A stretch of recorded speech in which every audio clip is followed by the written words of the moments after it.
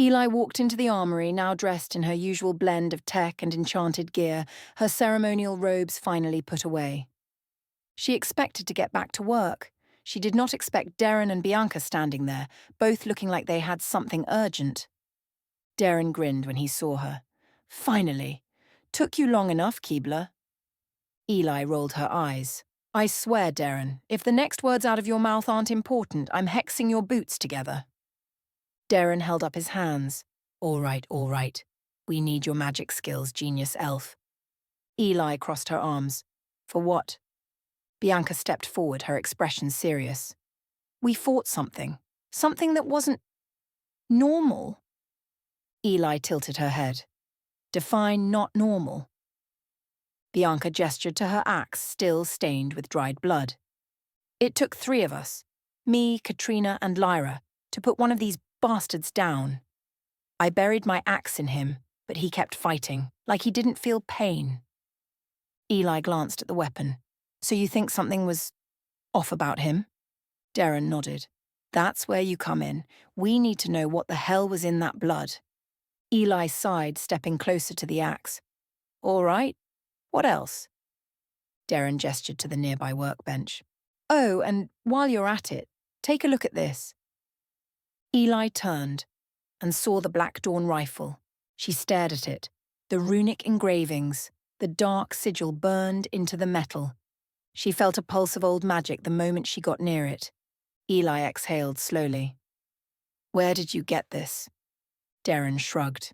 Shade took it off a Black Dawn guy in Murkdust. Thought it was just a cool trophy. Turns out it's probably more than that. Eli scowled. He took a magically enhanced weapon from a battlefield without scanning it first. Bianca speaks up. We were a little busy trying to stay alive. Eli pinched the bridge of her nose. Okay, let me start before I regret all my life choices.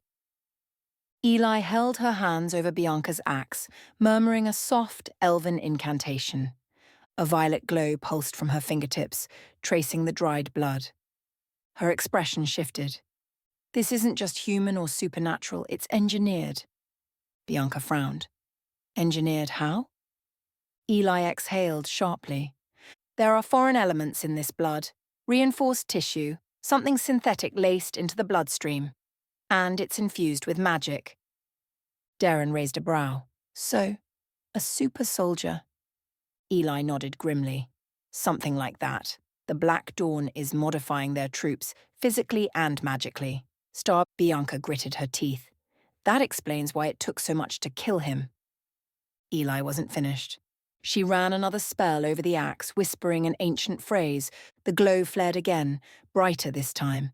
Then it dimmed. Eli's expression darkened. And there's something else. Derren sighed. There always is. Whoever did this wasn't just experimenting.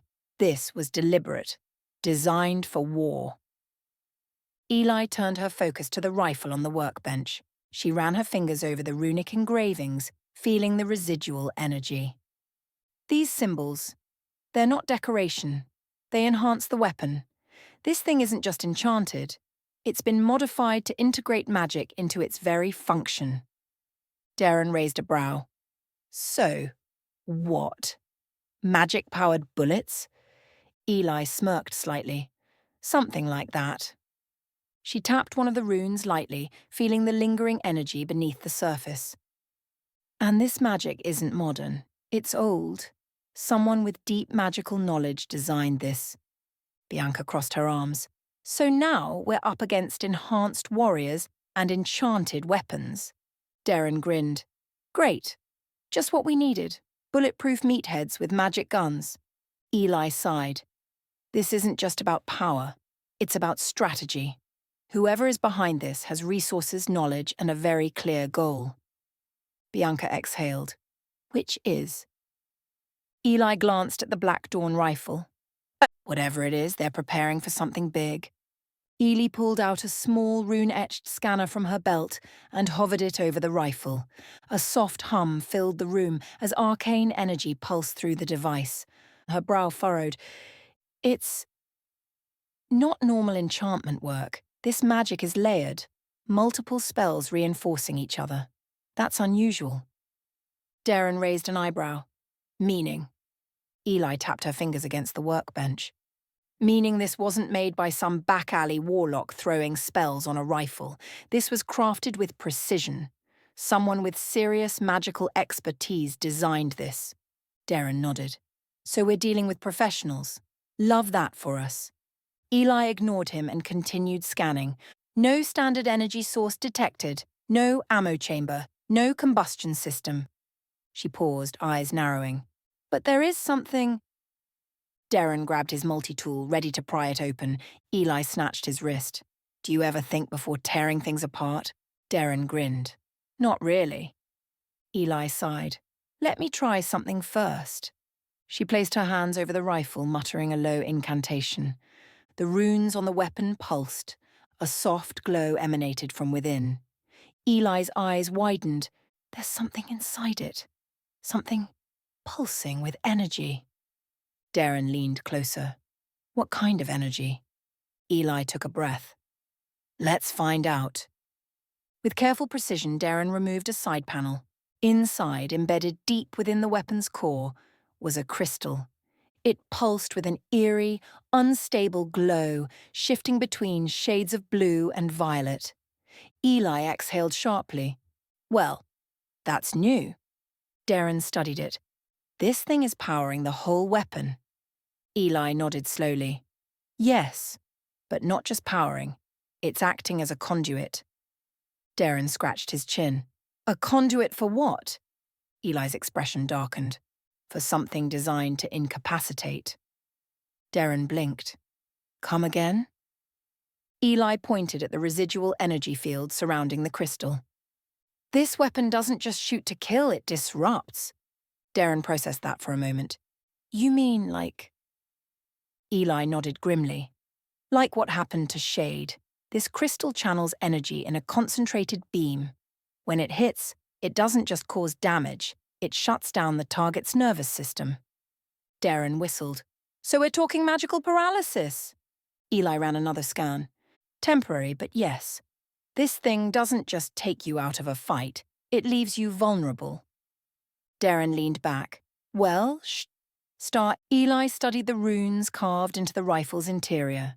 She muttered a soft translation spell, her expression shifting as the symbols became clearer.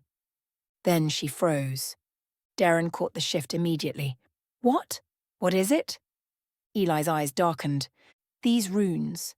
They belong to an ancient school of magic, one that was thought to be lost. Derren narrowed his eyes. And that means... Eli exhaled sharply. Whoever made this isn't just some rogue warlock, this is someone with knowledge of forbidden magic. Derren whistled. Great. Just what we needed. Some lunatic with access to ancient magical blueprints. Eli looked at him. No, Derren, not just access.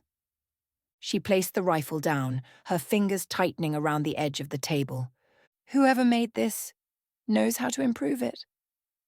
Derren let out a long breath. Well, that's officially terrifying. Eli leaned over the workbench, running a scanning spell over the vial of blood she had taken from Bianca's axe. The dark red liquid shimmered strangely under the magical light, pulsing with an unnatural energy. Derren leaned against the table, watching. All right, Keebler. What's in the mystery blood? Bianca stood nearby, arms crossed. Better question, how screwed are we? Eli didn't respond immediately. Her eyes flickered with concern as she ran another test. This isn't normal. Derren tilted his head. Define not normal. Eli held the vial up, shaking it slightly. This blood is infused with void stone. Silence. Bianca stiffened. Wait. Like Ravina's drug? Eli nodded slowly. Yes, but this is different. She adjusted her scanner, measuring the composition. Then her expression darkened. The concentration is 50 times stronger than the sample we analyzed before. Derren let out a low whistle. Well, shit. Eli kept scanning, cross-referencing with the data from their previous encounter with Ravina's drug. The original version of this drug was unstable, It broke down over time. That's why it needed to be constantly re-administered to keep the subjects under control. She paused, then tapped the vial against the workbench. This one isn't breaking down. Bianca's jaw tightened. So what does that mean? Eli set the vial down carefully. It means the Black Dawn has perfected it. Derren crossed his arms. So these guys weren't just jacked up on some temporary enhancement. They were built this way. Eli nodded grimly. The soldiers we fought, they weren't just enhanced, they were permanently altered. This is Voidstone 2.0. Derren exhaled. So what you're saying is, we've got an army of magically juiced-up super soldiers running around now. Eli nodded. Yes. And unless we figure out how to counter this, we're outmatched. Bianca gritted her teeth. Then we better figure it out fast. Eli placed the vial of blood down carefully, her mind racing. This is bad. Really bad. Derren leaned against the table. I mean, it's not great, but when has anything ever been great? Bianca wasn't smiling. We only ran into 10 of these things. Eli and Derren looked at her. The rest of the Black Dawn troops we fought, they weren't like this. They were deadly, sure, but they weren't these. Eli frowned. So? What? The others were standard infantry. Bianca nodded. Yeah, the big ones. The ones that took all 3 of us to bring down. There were only 10 of them. Derren ran a hand down his face. Okay, so either they're a prototype, or they're saving the big guns for later. Eli tightened her jaw. And if they can make more of these things... Bianca crossed her arms. We're in trouble. Eli grabbed her notes, shoving them into a datapad. We need to get this to Gunnar, now. Derren grabbed the Black Dawn rifle off the workbench. Agreed, let's go ruin his day. The door slammed open as Eli, Derren and Bianca marched inside. Gunnar looked up from his terminal, already irritated. This better be important. Eli dropped the datapad onto his desk. It is. We have a problem. Gunnar's eye narrowed. Just one? That'd be a nice change. Bianca crossed her arms. This isn't like anything we've seen before, Gunnar. Bianca crossed her arms. The blood we recovered? It's infused with Voidstone. But this isn't what Ravina used before. Gunnar gritted his teeth. How bad is it? Eli set down a datapad, tapping the display. 50 times the concentration, and it's stable. Derren ran a hand through his hair, which means no breakdown, no withdrawal, no weakness. Bianca nodded grimly. It's not an enhancement anymore. It's a full-body modification. Eli tightened her jaw. Whatever process they used, these soldiers aren't just stronger. They're permanently altered. This isn't a drug. It's a transformation. Gunnar exhaled sharply. So they're not making soldiers. His cybernetic fingers flexed, the servos humming. They're breeding monsters. Derren sat the Black Dawn rifle on the desk. And this? This thing is worse than we thought. Eli placed both hands on the desk. It's not a gun. Not in the way we think. Gunnar arched a brow. Explain. Eli gestured to the runes lining its frame. This thing doesn't fire bullets. It doesn't use conventional energy. It channels magic, focused through a crystal we found inside. She glanced at Derren. And when it hits, it disrupts the nervous system. That's what happened to Shade. His leg didn't just get hit, it shut down. Gunnar processed that for a long moment. So, a magical paralysis weapon? Eli nodded. Exactly. And the runes? They belong to an ancient school of magic, one thought to be lost. Bianca crossed her arms, which means someone out there isn't just collecting magic. Derren finished the thought. They're reviving it. Gunnar stood, hands pressed against the desk, his jaw tightening. Then, his cybernetic fist slammed down, the entire desk shattered beneath him, splintering into pieces. Silence. Derren blinked, then, without thinking. Well, you always wanted a new desk. The moment the words left his mouth, he realized his mistake. Gunnar turned his piercing blue eye on him. Derren slowly raised his hands. Wrong time for jokes. Got it. Gunnar exhaled sharply, stepping over the remains of his desk. We are officially behind in this war. His gaze flicked between them. We need a counter to these weapons, and we need it now. Eli nodded. We'll start working on countermeasures immediately. Gunnar looked at Bianca. And the Voidstone soldiers? Bianca tightened her jaw. We find a way to kill them. Permanently. Gunnar nodded. Then get to work. We don't have time to waste. Gunnar stood over the shattered remains of his desk, still processing the absolute disaster they had just uncovered. The Black Dawn had super soldiers. The Black Dawn had magic-powered weapons. The Black Dawn was reviving ancient forbidden knowledge. We need countermeasures, and we need them now. As the tension in the room hung thick, something unexpected happened. Derren slowly raised his hand. The room went silent. Eli and Bianca exchanged looks. Gunnar's eye twitched. Derren, what the hell are you doing? Derren kept his hand up, asking for permission to speak. Gunnar stared at him. Since when do you ask for permission? Derren shrugged. Since I'm about to say something you might yell at me for. Gunnar exhaled. Fine, speak. Derren lowered his hand. I know a guy. Bianca tilted her head. A guy? Derren nodded. Yeah, a guy who can get us some AT-4s. Eli blinked.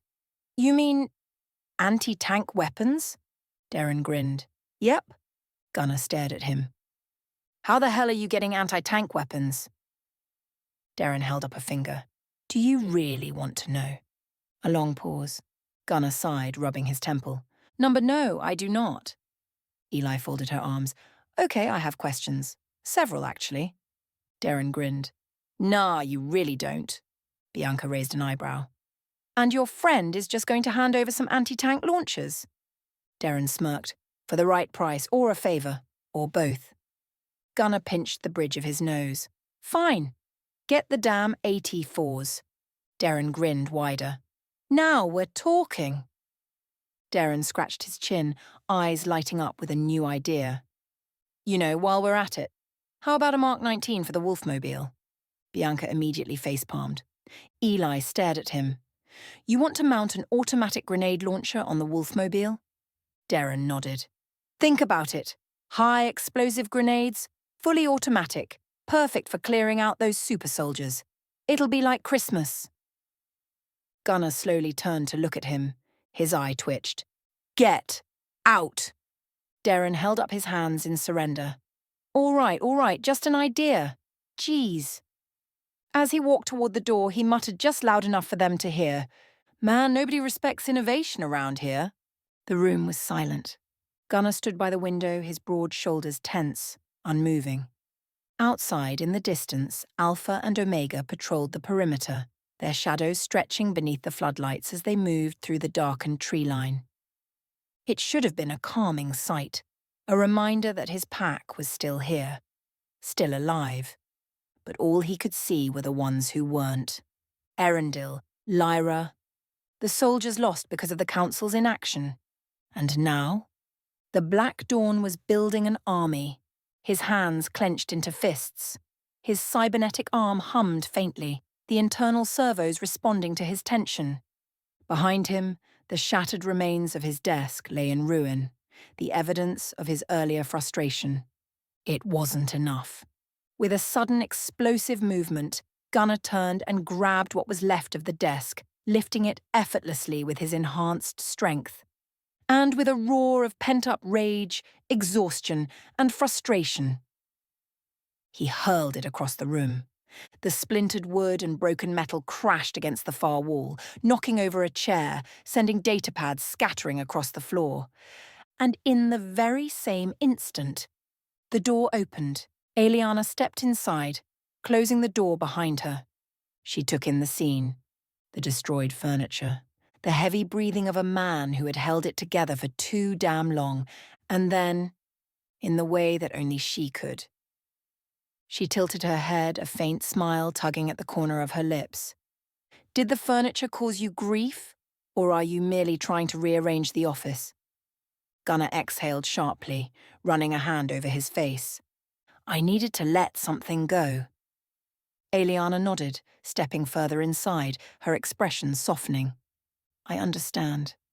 And she did. She always did. Gunnar turned away, looking back out the window. They're getting stronger. They're using magic we don't understand. I lost good people because of it. And now? We're playing catch-up while they're already ahead. Aeliana watched him carefully. You've carried this weight for a long time, Gunnar. Too long. He let out a bitter laugh, shaking his head. And it never ends. No matter how many battles we fight, no matter how many times we bleed, there's always another war waiting. His cybernetic fingers flexed. Aeliana closed the distance between them, standing beside him at the window. You are not alone in this. Gunnar glanced at her. For a moment. A rare moment. The walls he always kept up threatened to fall. He had lost so much, but not her. Not yet. And in that realization, in that unspoken truth between them, he let himself do something he rarely did. He let himself breathe. Aeliana didn't push, didn't demand words he wasn't ready to say. Instead, she reached out, not for his cybernetic hand, but his real one.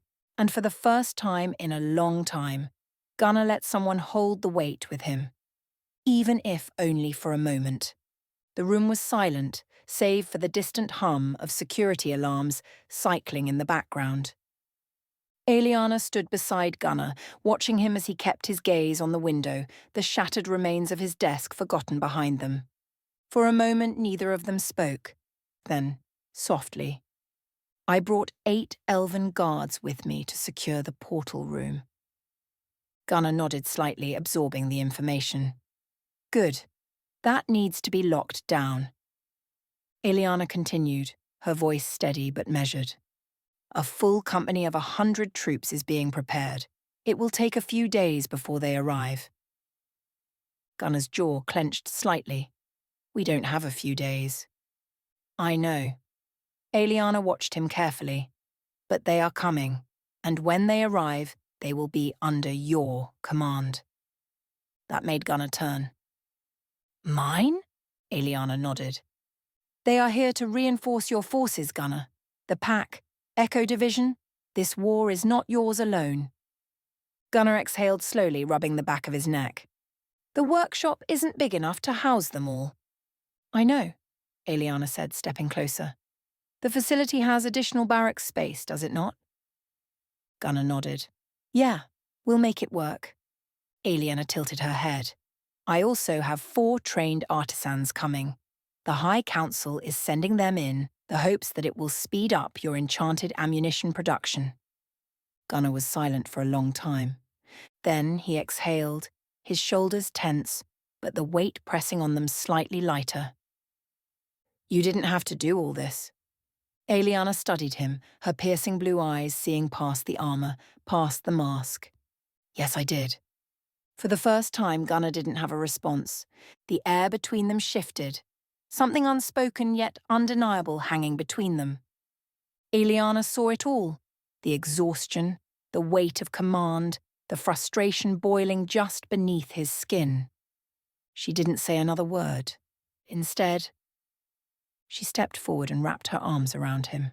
Gunnar stiffened, not out of rejection, not out of discomfort, but out of sheer unfamiliar territory. Aeliana had never done this before.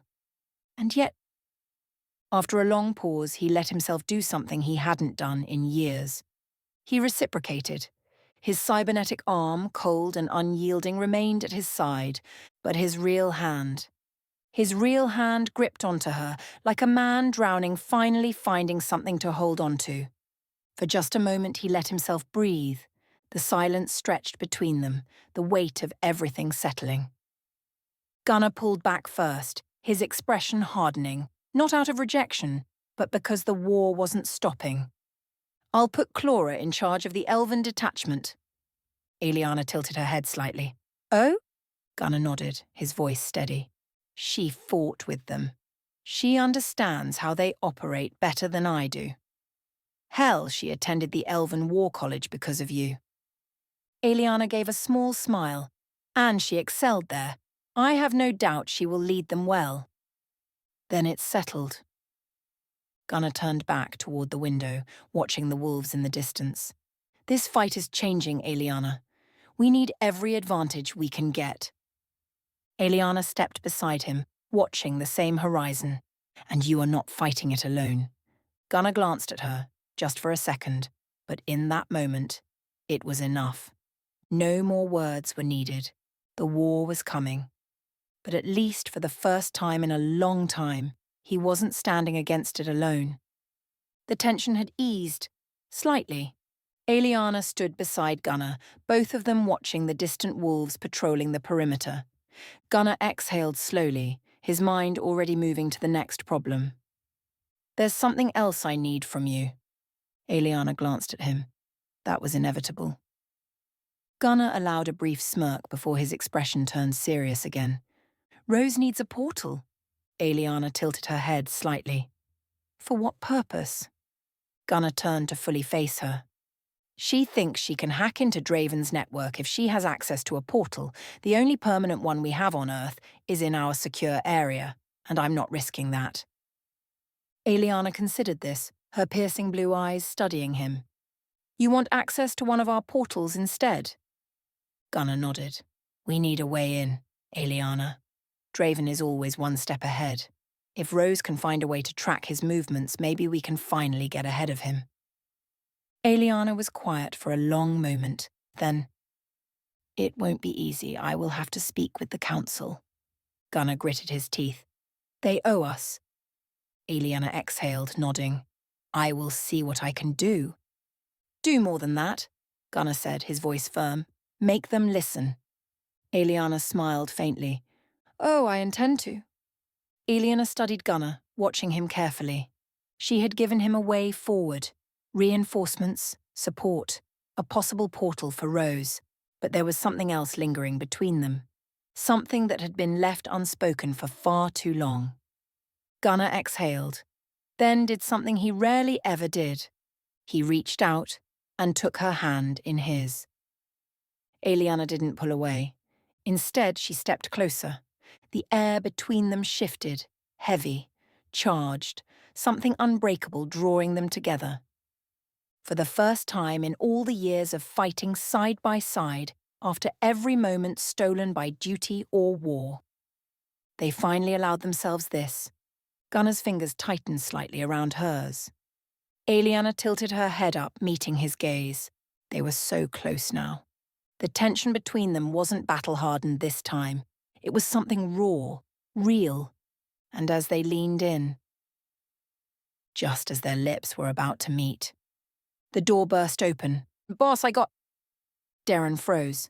Complete, total silence. Gunnar closed his eye for a long moment, his jaw tightening. Aeliana slowly exhaled, amusement flickering behind her calm expression. Derren's brain visibly crashed. His mouth opened, closed, opened again. His finger lifted as if he were about to say something. Then he just stood there, absolutely speechless. Aeliana smiled softly, breaking the tension first. She nodded to Gunnar, her voice light. I have to return to Alfheim. Gunnar rubbed his temple, letting out a slow, measured breath. Of course you do. She turned to leave, passing Derren, who still hadn't moved. As she did, she paused just long enough to pat his shoulder. Derren. And then she was gone. Derren blinked, looked at Gunnar, looked at the door, then back at Gunnar. So, do I just leave? Or... Gunnar stared at him. Derren held up his hands. Yeah, I'll go. And with that, he backed out the door before he could make it worse.